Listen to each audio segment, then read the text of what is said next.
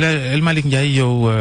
Pastef parti bi Ousmane Sonko jiite yow lañ fa dénk li ñuy wax secrétariat à la communication maanaam lépp lu aju ci wàllu xibaar ak jokko démb def ngeen conférence de presse Ousmane Sonko jiite ko ngeen wax ni am na njombegu yu waaj a amati ci contrat yu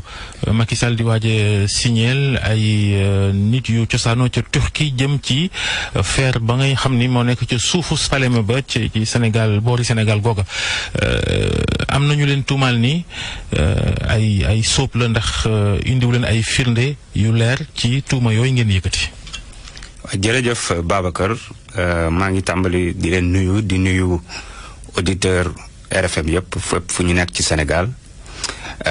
di wax ni démb def nañu benn point de presse sur le scandale du fer de Falémé comme ni ñu ko yàgg defee aussi sur d'autres scandales yoo xam ne am na fi maanaam alerté teel a artu waaye tamit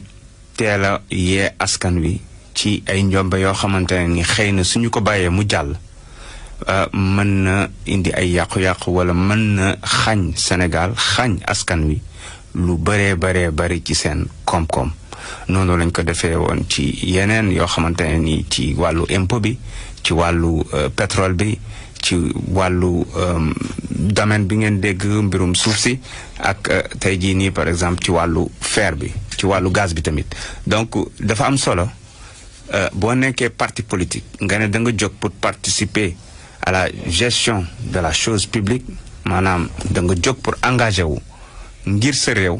soo gisee loo xamante ne nii lii kat jëmut kër day baax non seulement nga wax ci ak sa askan waaye surtout nga artu ñi nga xam ne ñooy responsabilité yooyu suñu koy def nag defuñu ko ngir bañ nit wala ngir yàqal nit waaye artu bi daf ci baax ndax mu doon njariñal Sénégal maanaam day baax tout le temps ngay challenger le gouvernant les gouvernants en tant que parti de l'opposition ci ay dossiers yoo xam ne aussi da nga ciy wax ak ay firnde yu leer su ko defee ñoom xëy na bu fekkente ne tayeef la ñu xaw a deltu ginnaaw ndax jàpp ne yëfi kat li ñu yaakaaroon dañ ko def ci ak laqatu ci ak nëbbu mujj na feeñ bu fekkente ne ñàkk xam la tamit ñu deltu ginnaaw daal di gëstuwaat def loo xamante ne nii dina gën a doon en tout cas dina gën a ñoŋ dina gën a jariñ askan wi. donc ci wàllu woowu la ñu defee démb point de presse wax ci scandale bi nga xamante ne ni wàllum fer de Falémé la nga xam ne c'est une longue histoire waaye tamit dafa nekk lu doy waar ndax ay question de milliers de milliards firnde yi ngeen joxe ne lu lay xóor day waaj a am ca loola. doy na soo xoolee démb bi ñu paree ni état réagiré li tax ma koy wax su ngeen fàttalikoo ci mbirum pétrole bi. Il a fallu que ñu nekk di ci wax état obligé yónni premier ministre mu def benn déclaration de presse obligé jéem a génn ay semblant de contrat et cetera lii question bi mooy lu tax état moom mi voté constitution ne lépp lu nekk ci suufu Sénégal moomeelu askan wi la bu ci décider maanaam bu ciy def ak lu mën di doon du ci waxtaan ak askanam du ci indi leeral askanam foog ñi ërtal ko mu dooraa génn jéem a indi ay leeral yoo xam ne ñii génn démb vice-président de l'Assemblée nationale génn na Faram Facce Abdou Mbow si communication ministère des mines génn na directeur de l'APIX Mountaga Sy génn na RTS ñoom ñett ñëpp wax nañ te seen ay wax waroo nañ te ku ci nekk ci ñoom. mais ñoom ñëpp weddi nañ li Ousmane Sonko wax ne. li mu wax du noonu jubbanti ko ne li mu wax du noonu fii mu joxe yooyu yëpp dara amu ci. du noonu c'est normal dara amu ci Ousmane dafa génne document à l'appui protocole bi ñu bëri gis nañ ko ndax mu ngi circulé. mais nee nañ protocole bu 2018 la woon te diggante bi ay waxtaan ñi ngi am. ba mbir lu bëri soppeeku na ci kam moo signé woon protocole bu 2018 bi. xam nga li graaw un aveu de taille mooy nangu nañ ni ñoom 2018 li Ousmane Sonko wax démb ci point de presse bi lañ signé woon. waaw loolu ku ko signé ndax bëgg nga sa réew ndax bëgg nga ko te ministre bee signé woon bi yoon ñu ne DG bi ne ñoom ñoo signé fële ca APIX barki démb convention dañoo signé ñoom nee nañ liñ signé bokkul ak li Ousmane Sonko wax te ñun protocole lañ génne waaw nañ génne seen protocole ñu xool lu ci nekk bu boobaa askan wi dina xam fan la dëgg féete askan wi dina xam ndax ñii réellement intérêt Sénégal moo leen tax a jóg wala tayle Sénégal moo leen tax a jóg wala seen intérêt bopp moo leen tax a jóg wala ak cuuneer man kenn xamut lan la man démb très franchement j'étais sidéré je me suis posé la question à savoir ndax ñun sénégalais yi dañoo def Macky Sall loo xam ne yëguñu ko lu ko métti ba mu fas yéene ñoo mbugal loolu mooy question bi parce que suñu ne la ah waa ji 510 milliards te Ousmane daf ko wax mu ne ñoom actuellement ñi ngi fii di wër banques yi pour un financement parce que tey yow tamit nañu waxante dëgg pour banque lebal la il suffit nga am benn contrat ak benn partenaire bu dëgër banque xam ne lii kat fii moom opportunité la mu lebal la waxuma laa nag état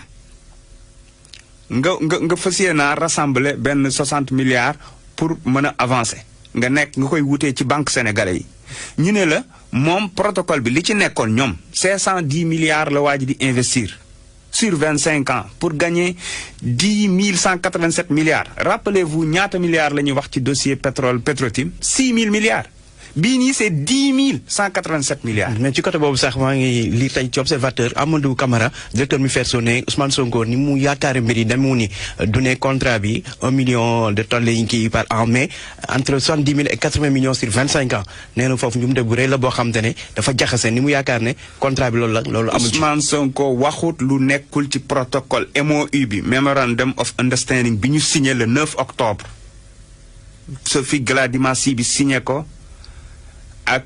monsieur Tosley bi représente société bi ñu signé ko. mais investissement yooyu lu jaadu la ndax ci protocole boobu ngay wax ñi ngi ciy wax ni poñ bu njëkk bi mooy Tosyal yi ci boppam ñoom ñooy dem samp usine foofa def ci la ca war te loolu dafa laaj xaalis lan moo ci scandale ci yéen. yéen xalaat ngeen benn yoon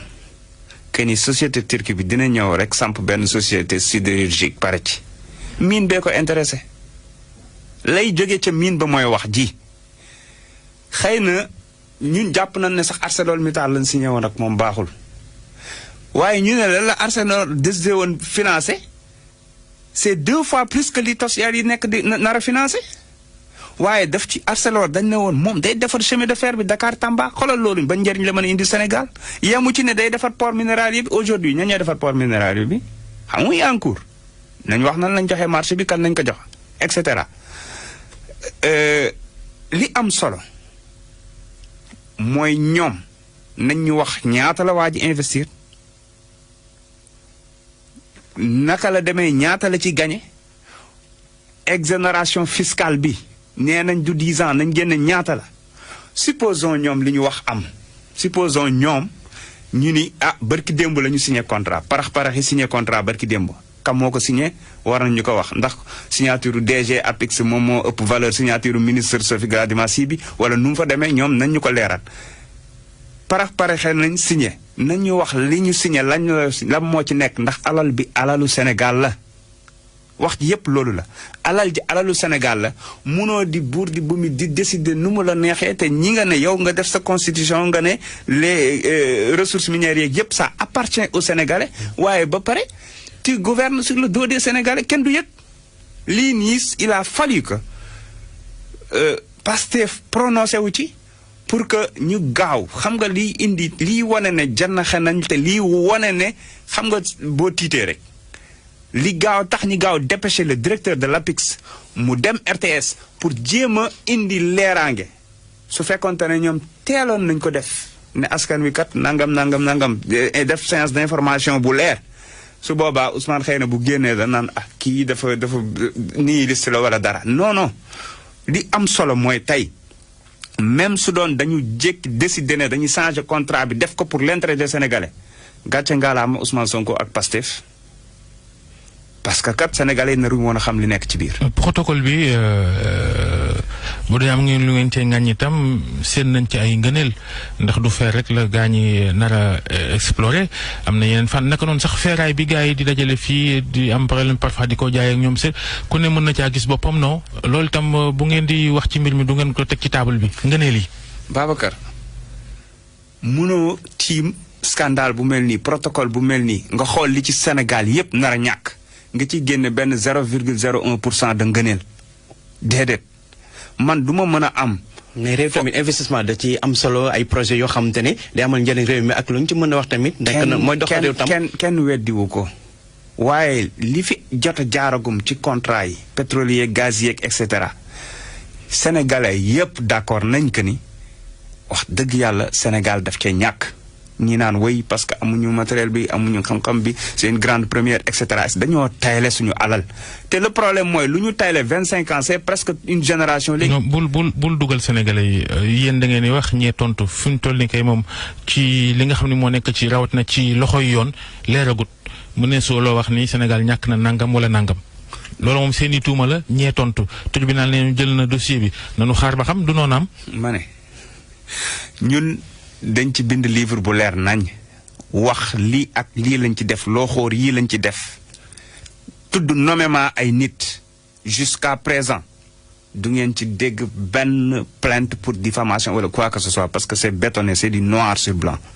loolu benn la ñaareel bi mooy BBC li mu révélé mu ngi ca livre ba xëy na ay montant la ci yokk waaye li am solo ba am solo mooy nañu wax sénégalais yi ne bu ñu fi gisee pétrole am ñoo xam ne am nañ ci xaalis parce que dañuy taafantaloo naan toq sax génnagul nangam sàngam mais avant toq di génn am na ñu ci am ay milliards yi milliards dem seen yoon kenn weddiwul ne Frank Timis lekk na ci ay milliards yu dul jeex ndax jël na suñu pétrole gasul sax pax jaay ko des centaines de milliards dem yoonam te dara génnagul loolu Sénégal mu gënalu woon Sénégal pendant ce temps hôpitaux yi amuñu dara pendant ce temps tali yi baaxul assainissement bi baaxul dëkk bi foo lamb ñëpp a ngi sonn école bi baaxul dara baaxul milliards yooyu noonu ñun dañ ko soxla fii loolu ñàkk nañ déjà sax te pétrole bi génnagul le problème mooy li sénégalais war a comprendre mooy suñu bàyyee ba ñu signé bay wéy na mbuus ndax même booy kase contrat bi ce sera pas facile moo tax parce que tout le temps ArcelorMittal moom bi ñuy nangu yëfi ci moom jural na Sénégal ñàkk xaalis bu bëri loolu firnde la moo tax ñi teel a ñaxtu ne sénégalais yi comme bii nii signé guñu ko donte ñoom ñi ngi parax-parax yi nee nañ signé ñen bi j'espère que duñu antidaté rek parce que il a fallu que Ousmane génn tey ñoom ñi ñëw ne signé nañ démb j'espère que du antidaté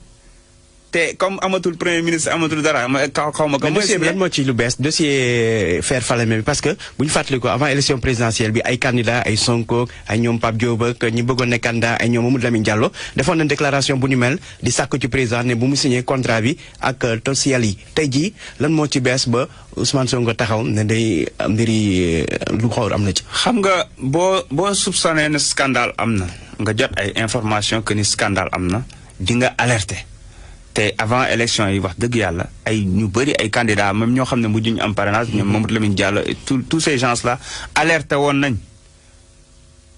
li am solo mooy tey xëy na dañoo ñëw ak détails yi parce que dañoo jot ci protocole bi taxoon gars yi doon wax ne lii musiba la pour Sénégal mooy protocole bi nga xam ne ñoom signé nañ ko entre le ministre et le DG de Tosyali yi protocole boobu nag dafa désavantage waxuma la sax dafa désavantage Sénégal waaye day jël ci poosu Alaaji Njoogu Jéen ci poosu Babacar Fall ak ci poosu dawalkatu saret bi maanaam ay lempo di ko jagleel waa ji pour yombalal ko liggéey bi question bi mooy ñoom fan la ñu xëyal Sénégal man loolooy sama problème ba ñun ñi leen di ñu defal leen lépp sur un plateau d'or. mais yéen waa Pastef ni ngeen di politique itam toog rek di génne kayit di joxoñ ay looxoor yoo xam ni léeg-léeg firnde yi day tey xel dundinu Sénégalais yi moom du ngeen ci waxa ñiy dee ci kaso beeg l'accident yu métti yeeg manqué yi ci l'hôpital yi lu ci mel ni Casamance sax gis nga ña fa accidenté woon mënuñ leen a faj foofu di leen dugal ci hélicoptère di leen indi Ndakaaru politique bi tam da ngeen ko yemel rek ci naan lempo jaar na fii contrat nëxës na fii ñoom seen. Pape ñun yaakaar naa état du Sénégal sax dafa war a commencé di ñu fay ndax dañ koy jàppale l'impôt bi fan la mujjee assemblée nationale fay na président génn wane preuve que ni fay nañ léegi ameelatuñ benn dërëm état bi nañ sant Pastef amul benn point bi am ci Sénégal ci wàllu bu ci nekk te Pastef du ci prononcé wu wàllum pêche bu ngeen duggee léegi nii ci Google ngeen génn article yi dañ ci wax ba sonn mais ressources naturelles yi ci réew mu mel ni Sénégal Kuwait amul dara à part ressources naturelles Dubaï amul dara donc ñun xam nañu pétrole gaz fer bi zircon bi ak loolu yëpp li mu mën a jural Sénégal xam nañ ko tey dëkk yoo xam ne amuñu mbay amuñu ndox amuñu dara mën a sukkandiku ci seen pétrole tey Dubaï nekk benn Eldorado nga xam ne États-Unis américains yi européens yi africains yi ñëpp dañ fay dem di fa vacances parce que juste dañu gérer de manière très transparente et de manière très rationnelle seen ay ressources ñun ñu gis loolu boo jëlee tey wàllum social lan lañ waxul ci éducation bi wàllu accident yi avant mi gën a bëri nii dañoo génn ñu alerter halte à l'hécatombe sur les routes ñu non seulement ñu ni nous attendons de la responsabilité de la part des autorités publiques wax autorités publiques yi lan ak lan mën naa ko énumérer mais temps bi du ko permettre wax aussi usagers yi lan moo ci seen responsabilité proposer ay solutions ci wàllu pétrole bi noonu lañ defoon ay 2016 lañ proposé woon les 15 propositions pour une gestion rationnelle de nos ressources naturelles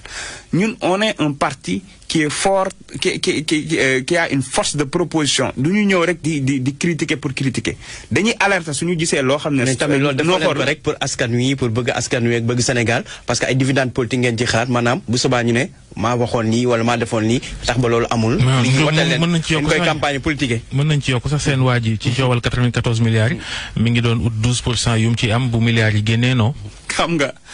nga ku ñu naan dugg nañ sa kër Alaaji Njóogu jël sa benn laadum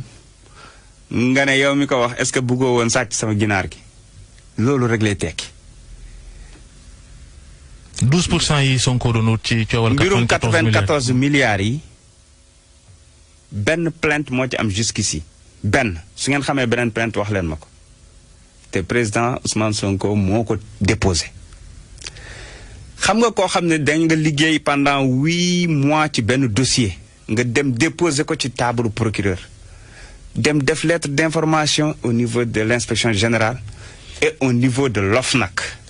taxaw di xaar pendant 4 mois kenn yooyul ci kenn yàbb nga génn daal di ci wax